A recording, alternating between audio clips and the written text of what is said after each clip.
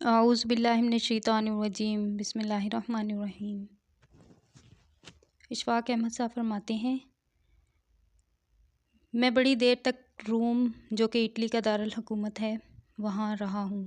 وہاں میں پڑھتا تھا اور پڑھاتا بھی تھا۔ خیر وہاں 1953 میں ایک صاحب ہماری یونیورسٹی میں لیکچر دینے آئے جو کہ بہت نامی گرامی انسان تھے۔ ان کا نام تھا سر الیگزینڈر فلیمنگ۔ یہ وہ صاحب تھے جنہوں نے پینسلین کو ڈسکور کیا تھا، نوبل انعام یافتہ۔ سر کا ان کا خطاب تھا تو سر فلیمنگ سے بہت سی باتیں ہوئیں، لیکن ایک موٹی بات جو انہوں نے کی تھی کہ دنیا میں سب سے زیادہ صبر کرنے والا شخص وہ ہوتا ہے جو سائنٹسٹ ہوتا ہے۔ تو یہ میرے لیے نئی بات تھی اور اجنبی کی بھی بات تھی۔ مجھے مشرقی نوجوان ہونے کی حیثیت سے شاید حق پہنچتا تھا کہ میں ان کی خدمت میں حاضر ہو کر ان سے پوچھوں کہ سر اس کی تفصیل کیا ہے۔ تو میں ان کی خدمت میں حاضر ہوا، ہوٹل میں ٹائم طے کیا۔ بڑی مہربانی تھی آن جہانی کی کہ انہوں نے ٹائم دیا۔ بڑی دیر تک ان کے پاس بیٹھا، بڑے سوالات کیے۔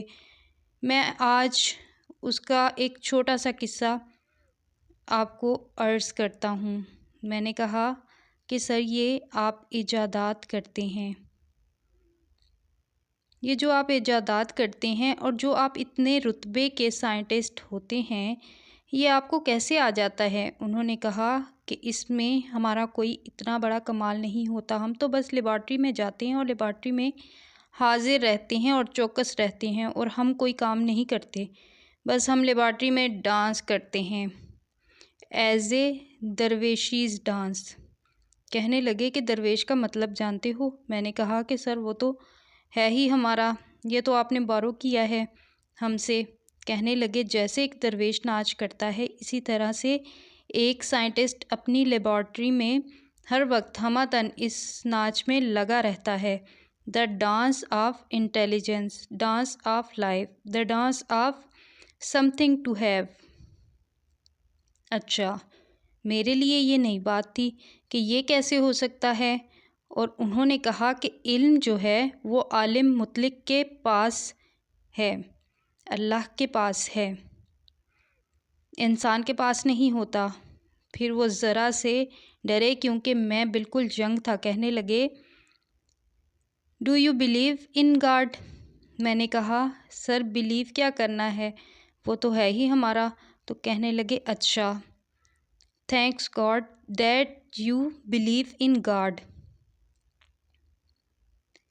میں آپ کو بتاتا ہوں کہ علم جتنا بھی ہے وہ اللہ کے پاس ہے، اور وہ اپنی مرضی کے مطابق جب چاہتا ہے انسانوں کو عطا کرتا رہتا ہے، نہ پہلے نہ بعد میں۔ انسان اپنی کوشش اور جدوجہد سے، اپنی ہمت سے علم حاصل نہیں کر سکتا۔ میں نے کہا کہ جی یہ کیا بات ہوئی، ہم تو کوشش، جدوجہد اور سٹرگل کے بندے ہیں، اس کے بغیر تو ملتا ہی کچھ نہیں۔ انہوں نے کہا کہ نہیں، اس کے لیے آپ کو ایک کانسٹنٹ، ایک مسلسل حاضری اور ڈانس کرنے کی ضرورت ہے۔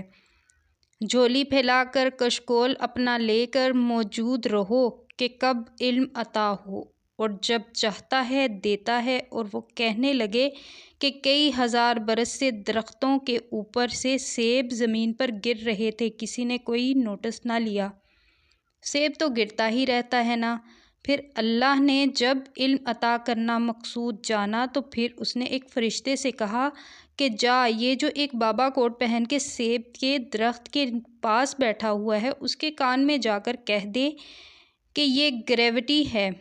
تو فرشتے نے غالباً کہا ہوگا کہ گریوٹی گریوٹی، پھر اس نے سوچا ہوگا یہ کیسے گرا، اور اس کے اوپر اس نے کام کرنا شروع کر دیا۔ اس طرح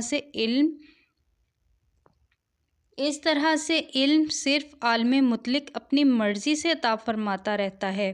پھر انہوں نے بتایا دیکھو، عمل اور کوشش سے کچھ نہیں ہوتا، ایک بیماری بڑی خوفناک ہے اور اس کا کوئی علاج نہیں ہے، بڑے لوگ اس سے مر رہے ہیں، اس کی ریسرچ پر ہزاروں لاکھوں کروڑوں ڈالر خرچ ہو رہے ہیں، ہزاروں لاکھوں کروڑوں پاؤنڈ خرچ ہو رہے ہیں، لیکن اس کا کوئی سر پیر معلوم ہی نہیں ہو رہا۔ میں ڈر گیا، میں نے کہا یہ ایسی کون سی بیماری ہے؟ کہنے لگے کہ اس کو کینسر کہتے ہیں۔ مجھے پتہ ہی نہیں تھا کہ کینسر کیا ہوتا ہے۔ میں نے کہا کہ اچھا جی، میں نے تو کبھی نہیں سنا۔ ہاں، ایک بیماری ٹی بی ہے۔ کہنے لگے یہ ٹی بی سے بھی خطرناک ہے۔ ہم کوشش کرتے رہیں گے، ہم ڈھونڈتے رہیں گے، ہم تلاش کرتے رہیں گے، لیکن اس کا علم صرف اسی سے عطا ہوگا، اسی سے عطا ہوگا اور وہی اس کی ڈیٹ مقرر کرے گا۔ کوشش ہماری جاری رہے گی کیونکہ یہ اس کا علم ہے۔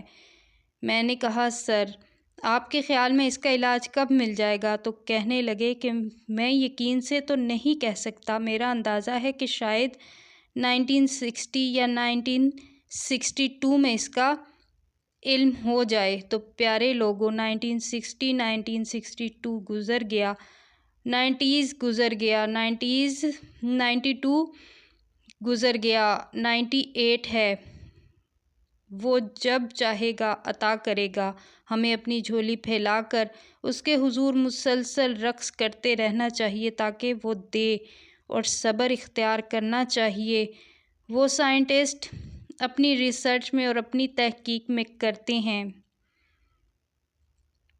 اللہ آپ کو آسانیاں دے اور آسانیوں کو تقسیم کرنے کا شرف عطا فرمائے، آمین۔ السلام علیکم ورحمۃ اللہ وبرکاتہ۔ ویڈیو پسند آئے ویڈیو کو لائک کر دیجئے، چینل کو سبسکرائب کر دیجئے گا۔